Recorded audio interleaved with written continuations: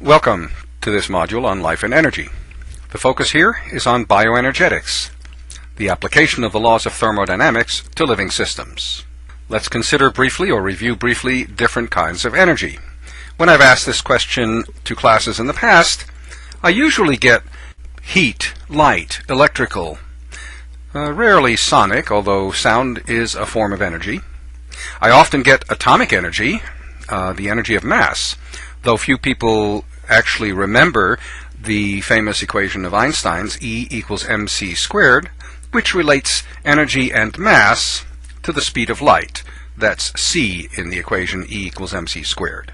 From a physicist's point of view, work is energy, and work is moving a mass from point A to point B. You may recall this if you've had a semester or so of physics.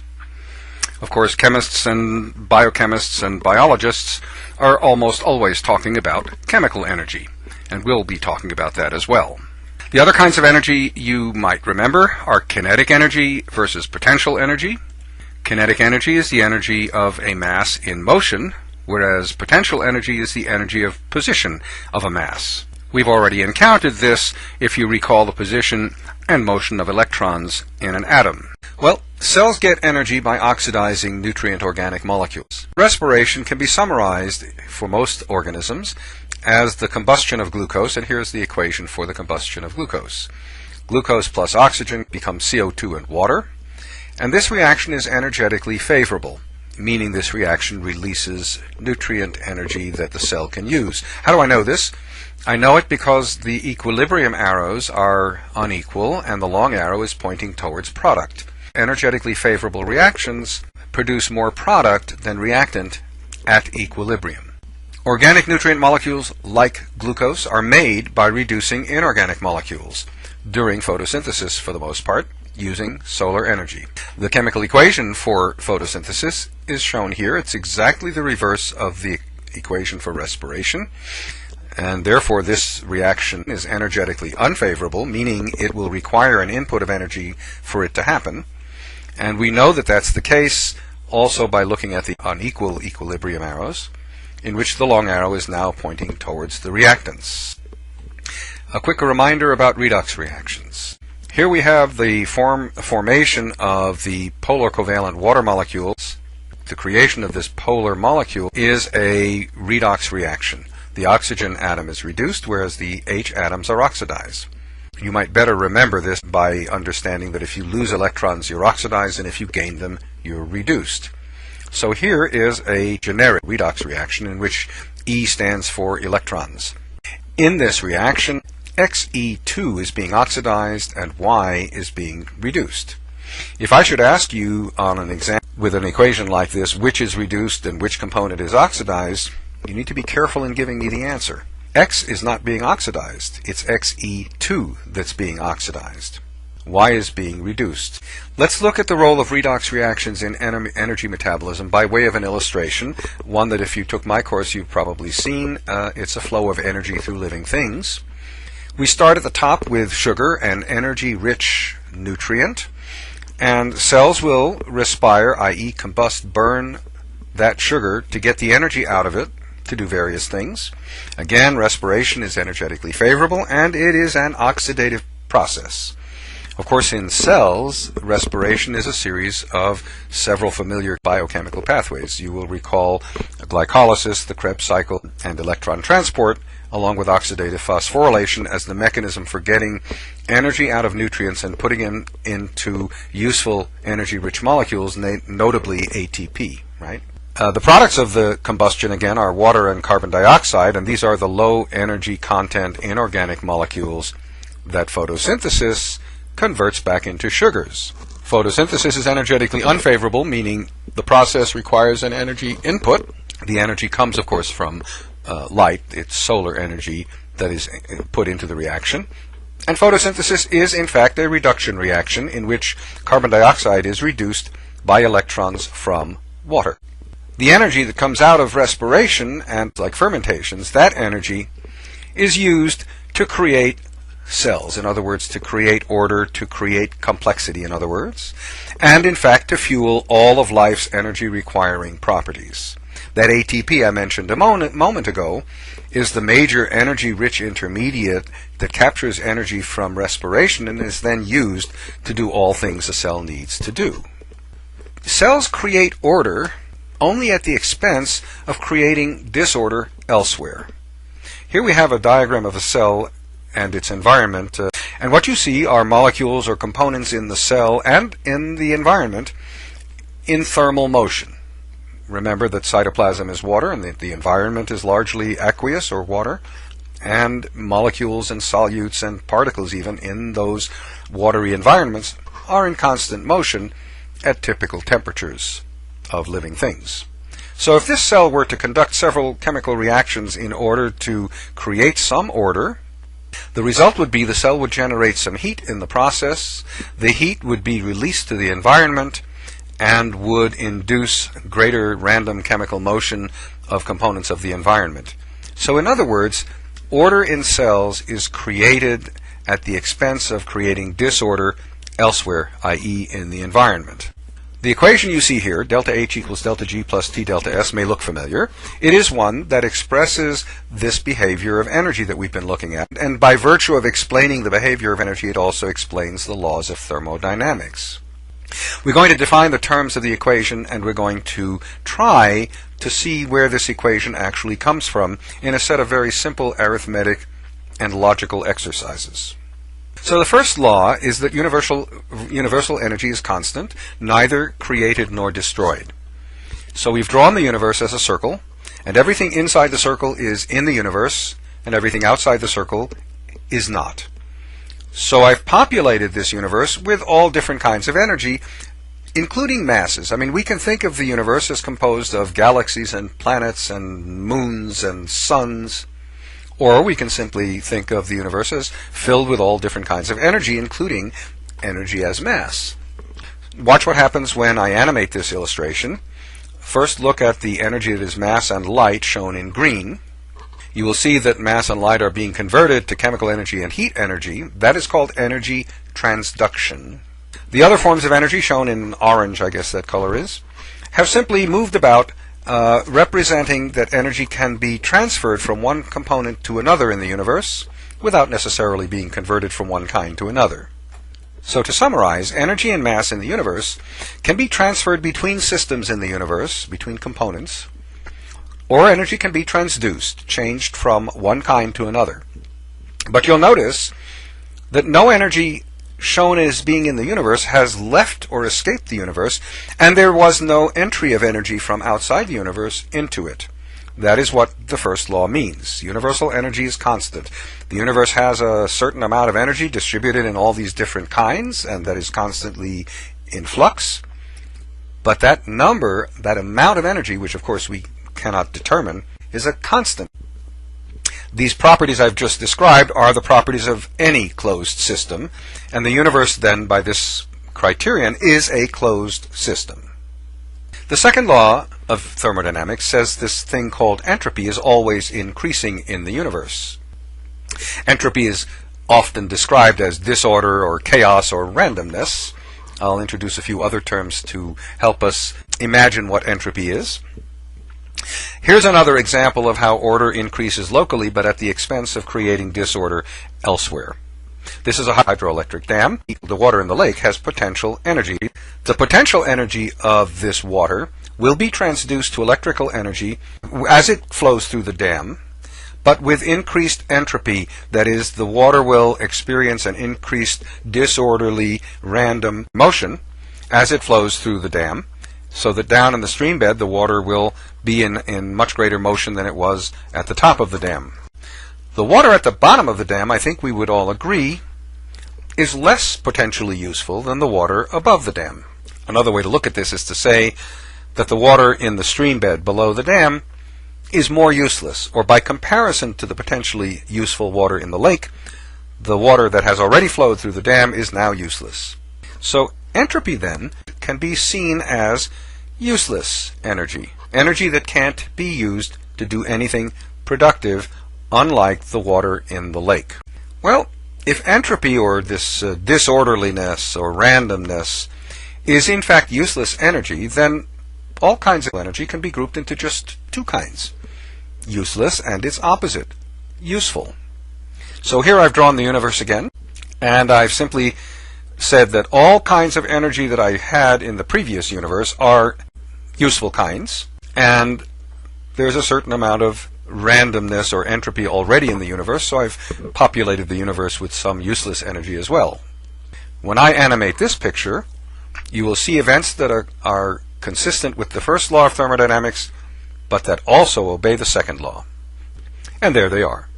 Useless energy has increased at the expense of useful energy, and this is indeed consistent with the first law, because you'll see that neither useful nor useless energy has left the universe nor come into the universe. And though it's not stated on the slide, it is not only consistent with the first law, but also with the second law saying that universal entropy always increases. Well, we had an equation I showed you a moment ago, and the goal of this discussion is, at least in part, to understand where this equation comes from. So let's start making some arithmetic statements about, or statements of the first law. Let's try and put into math language what the first law says. And then we'll do the same thing to accommodate the second law. So the first thing is a very simple equation. It just says that total universal energy is equal to the sum of all the kinds of energy in the universe at any given moment. You obviously can add some of the other kinds of energy that are not on this list. Or, to make it very simple, the total amount of energy in the universe is simply the sum of all of the energy that is useful and all of the energy that is entropic or useless in the universe at any given moment. Let me say a word or two about universal energy and its constancy. To say it is constant means that the change in universal energy over time has got to equal zero. So this is another mathematical statement or construct that says the first law. It says that the change in universal energy is equal to zero. In other words, universal energy does not change. It's neither created nor is it destroyed. The Greek letter delta, as you probably know, just means change in. So when you see it in front of some term, it means change in that term. Well, we can also say then that the sum of the change in useful energy and the change in useless energy must also equal zero. That comes from the second equation near the top of this slide. If we do that, then we can solve for the change in useful energy. And that's shown in green right here. The change in useful energy is equal to minus the change in useless energy. This statement conforms to both the first and the second law of thermodynamics. And what is interesting about it is that it establishes or states a reciprocal relationship between the two quantities. Graphed this way, useful energy is always declining, and useless energy is always increasing reciprocally. I've introduced two terms here, stability and instability, which I haven't spoken of yet. So to give you an idea of what I mean, if entropy, which is rising, means disorder is rising, it also means that there is an increase in the stability of the universe. Imagine I have in my hand a bunch of paper clips all scrunched together in my fist, and I hold my fist over the instructor's table in class, and this I often do in the class. When I let go, of course the paper clips are not going to stay suspended in air. They're going to drop due to the force of gravity, and as they drop they're going to spread out, and when they hit the counter they'll spread out some more. So the paper clips, in dropping from a height, have experienced an increase in disorder, an increase in entropy. They did this because being on the table is a more stable state than being up in the air, unless I'm holding them, of course. And that's the concept of entropy as being stable, or more stable than useful energy. Another way of saying this is that everything that happens in the world, every event, happens because something about the components or participants in the event is unstable, and spontaneously the components attempt to achieve some level of stability.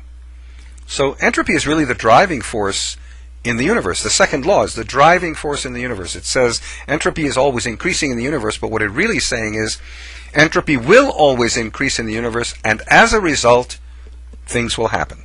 Okay, I've given you a graph, and I've given you an equation, but you can't really measure real numbers in universal terms. What you can do is measure the exchange of energy between isolated or closed systems within the universe, and we do this all the time. To do this, let's define a few terms. Let delta E useful, let the change in useful energy equal delta G. This was first done by a man named Gibbs, so we call it the Gibbs free energy. G is the Gibbs free energy, and delta G is the change in Gibbs free energy. And let the change in useless energy, or the change in entropy, equal delta S. Now, let's take a system that's easy to understand and watch how energy change affects the system. We're going to define the system as a pot of water, just a pot of water. It's an isolated system, i.e. a closed system, and we imagine that it has a finite internal energy content called E. Now, I admit that you can't know what the number is for E. We don't know what the number is for the internal energy of that pot of water. But we can write this equation. Whatever it is, it's equal to the sum of the internal free energy and internal entropy of this pot of water. So we can write E equals G plus S. So far so good. I still can't assign numbers to either E, G, or S. But we're about to assign numbers, or get to the point where we can. Now, if we put energy into the pot, say to heat it, we know that the internal energy of the pot will change. How do we know that? I can put a thermometer into the water, and I can watch as I heat the water that the temperature goes up. As you probably know, for every increase of 1 degree of a milliliter of water, the water has absorbed 1 calorie. So the definition of a calorie is the amount of energy absorbed by a milliliter of water as it rises 1 degree Celsius.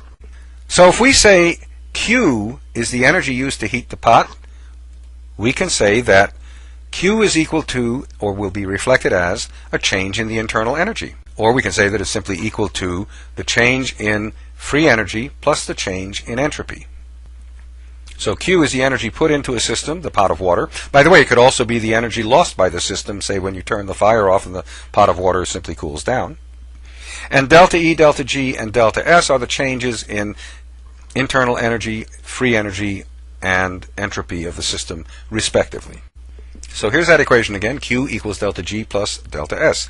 By the way, this is beginning to look a bit like the equation we're trying to derive, so we're headed in the right direction. Now, if we define Q as delta H, or enthalpy change, we can write an equation that looks even more like the one we're trying to get at. That's delta H equals delta G plus delta S. So now we have to tell you what delta H is. It is the change in equivalent heat content, that is to say the energy change in the energy moving in or out of the system, but measured in calories. What is that all about? Well, I could have heated the water not with calories of heat, but I could have heated it by, for example, taking 2 electrical wires that come from a plug that's plugged in the wall and holding the wires to that pot. As you can imagine, the pot is going to get hot. First you're going to see sparks, and then of course the pot itself will get very warm, and that heat in the metal of the pot is going to be transmitted to the water, and the water molecules will start to move, and that's what is in fact going to be the increase in temperature of the water in the pot. Well, electrical energy is measured in volts, but there's an equation that converts volts to calories, so I can tell you how much energy I have put into the pot of water by holding the electrodes there.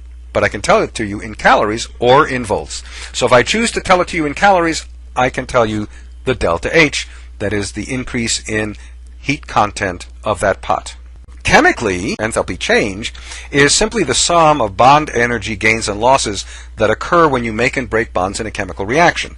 We don't have time to go into that in great detail, but if you go back to your chemistry textbook, you will see a list of bond energies. So, for example, I don't remember anymore, but a carbon-carbon bond might have a bond energy of say, 90 calories per mole or something like that. And you can look that sort of thing up. But that's what enthalpy change would be for an actual chemical reaction. Well, from the third law of thermodynamics, that's one that says that entropy actually depends on temperature. What it says officially is that entropy is going to be at its lowest as you approach absolute 0 degrees Kelvin. Well, since entropy is dependent on temperature, we have to factor temperature in when we look at energy changes, and so we have. So now the formula has become delta H equals delta G plus T delta S, where T is the absolute temperature in degrees Kelvin. Finally, we have the equation that I showed you up front that I said we wanted to try and derive by considering the laws of thermodynamics and how they apply to living systems and non-living systems. We're going to look at measurements of enthalpy and free energy change in a couple of chemical reactions. So we need to know how that's done. They're usually made in a closed system, but under standard conditions which try to control for a number of factors which will affect energy transfers and energy transformations. These are standard conditions. They are a constant temperature established at 298 degrees Kelvin or 25 degrees Celsius. It just means that when people actually do measurements of delta H and delta G0, they do them at a temperature of 298 degrees Kelvin, so we have a standardized temperature at which to conduct reactions, and so they can be compared one to another. Also, we assume a constant volume. What that means is no work is being done. In other words, during a reaction, it's not like a balloon is blowing up and great distances are being traveled by reaction components. We imagine that in cells, when chemical reactions occur, either no or very small distances are involved, and so no work is being done, so work is not an energy quantity that we have to consider. We assume a constant pressure of 1 atmosphere, largely because we do these reactions at sea level. We assume that that is the standard, even if we do them on a mountaintop. We still assume a constant pressure of 1 atmosphere, that which applies at sea level. The number of protons in a solution, the degree of acidity or basicity in which a reaction is occurring, can also affect how a reaction proceeds, and so we always maintain a constant pH of 7 when we do these kinds of experiments. And when it is necessary, as you will see shortly, to understand the concentrations of reactants and products, we always express them in units of molarity. So under these conditions, we need to rewrite our formula ever so slightly as delta H equals delta G0 plus T delta S, where delta G0 is now equal to the change not merely in free energy, but in standard free energy. That is to say, the change in free energy under standard conditions. So when we use this formula, we can consider the generic chemical equation A plus B goes to C plus D. After this reaction has occurred under standard conditions, by which we mean after it reaches equilibrium, you know, when we say that when the reaction is over, what we mean is when the reaction has reached equilibrium. Well, after this reaction reaches equilibrium, we can measure the change in enthalpy by measuring the change in temperature in water in a calorimeter surrounding where the reaction has taken place. That's another idea of what enthalpy is. It's the change in equivalent heat content. We can also calculate standard free energy change, delta G0, from equilibrium concentrations of reactants and products for a chemical reaction, and here's where the issue of molarity as a standard condition comes in. So here's that generic chemical reaction, A plus B goes to C plus D. Watch, as I proceed through this slide, watch the red equilibrium arrows. Right now, they're not telling us much of anything. So after a reaction reaches equilibrium, we can determine and then plug the values of delta H and delta G0 in for a chemical reaction into that formula.